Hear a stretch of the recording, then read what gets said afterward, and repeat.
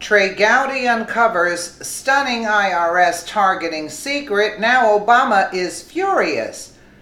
Trey Gowdy, a lot of Americans, even conservative ones, have forgotten about the scandal involving the IRS targeting Tea Party organizations, but not Trey Gowdy.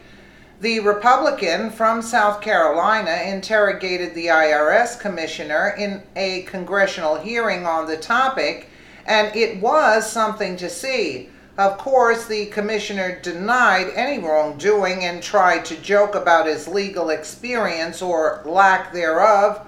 Gowdy wasn't amused. After lecturing the commissioner about basic legal concepts regarding the destruction of evidence, Gowdy got him to admit that he hadn't even reviewed any relevant criminal statutes before beginning his investigation. The commissioner said he was relying on common sense. Instead, that's just the beginning.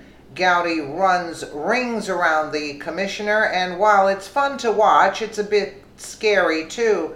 Just think, the head of the IRS doesn't seem to know what's legal and what isn't. Aren't you glad they're handling your tax returns? Commissioner, you're an attorney. Can you explain for our fellow citizens what the phrase spoliation of evidence means? I have no idea what that means. Well, we'll help you with it. Okay? Spoliation of evidence is when a party fails to preserve. There's a negative inference that the jury can draw from their failure to preserve the evidence. You with me? If you destroy documents, the jury can infer that those documents weren't going to be good for you. If you fail to keep documents, the jury can infer that those documents were not going to be good for you. You've heard the phrase spoliation of evidence, haven't you? I can't recall ever hearing it. It's true in administrative hearings, civil hearings, criminal hearings. I practiced law once 45 years ago, gave it up for Lent one year, never went back. All right, well, let me tell you what you would have found if you had stuck with it. When a party has a duty to preserve evidence or records and they fail to do so, there is a negative inference that is drawn from their failure to preserve the evidence. It's common sense, right? If you destroyed something, the jury has a right to infer that whatever you destroyed would not have been good for you, or else every litigant would destroy whatever evidence was detrimental to them. Agreed? I'm not sure. I think if you destroy the evidence and people could prove it, it wouldn't be a good thing for your defense.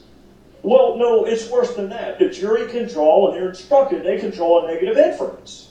All right. And that's true if a taxpayer is being sued by the IRS administratively, civilly, or prosecuted criminally, and they fail to keep documents, the jury can draw a negative inference from the fact that they didn't keep receipts or emails or documents. So if it's true and it applies to a taxpayer, it ought to apply to the IRS as well. Agreed? Is this a trial? Is this a jury? Is that what you're... I said administrative, civil, or criminal. If you want to go down that road, I'm happy to go down it with you, Commissioner. In fact, I'm glad you mentioned it. You have already said multiple times today that there was no evidence that you found of any criminal wrongdoing. I want you to tell me what criminal statutes you've evaluated. I have not looked at any. Well, then how can you possibly tell our fellow citizens that there's no criminal wrongdoing if you don't even to look at? Because I've seen no evidence that anyone consciously... Well, how would you know what elements of the crime existed? You don't even know what statutes are in play. I'm going to ask you again. What statutes have you evaluated? I think you can rely on common sense that nothing I have seen... Common sense. Instead of the criminal code, you want to rely on common sense. No, Mr. Scott, you can shake your head all you want to, Commissioner. You have said today that there's no evidence of criminal wrongdoing. And I'm asking you what criminal statutes you have reviewed to reach that conclusion. I have reviewed no criminal statute. All right, so you don't have any idea whether there's any criminal conduct or not because you don't know the elements of the offense. I've seen no evidence of wrongdoing. Oh, well, that's very different than no evidence of criminal misconduct, Commissioner. It seems to me if you haven't done wrongdoing, it'd be pretty hard to argue that you had some criminal violation if you didn't. Well, what did Lois Lerner mean when she said perhaps the FEC will save the day? I have no idea. What did she say? What did she mean when she said we need a project, but we need to be careful that it doesn't appear to be per se political? You don't think that's a potential violation of 18242? I have no idea if it... Because you haven't looked at 18242, and you don't have any idea, Commissioner. You don't have any idea whether there's any criminal wrongdoing or not. With regard to the production of the evidence, the production of Lois Lerner emails, I have seen no evidence of wrongdoing. What else? Well, if there were, that would be a separate criminal offense. What else went on with Lois Lerner? I said in the past. So what you're saying is you don't have any idea whether she engaged in criminal wrongdoing. You're just saying that you did not engage in any with respect to the email. I haven't seen any wrongdoing with regard to the production of Lois Lerner emails. But you are not saying there was no criminal wrongdoing with respect to the targeting of conservative groups. I want to be very clear. You're not saying that. I've made no judgments. So you disagree with the president when he says there's not a smidgen of corruption. There are people who have been making judgments both sides about whether they're... You know what? I'm not one of those. I'm just simply saying we will never know because you didn't keep the evidence. The evidence was spoliated.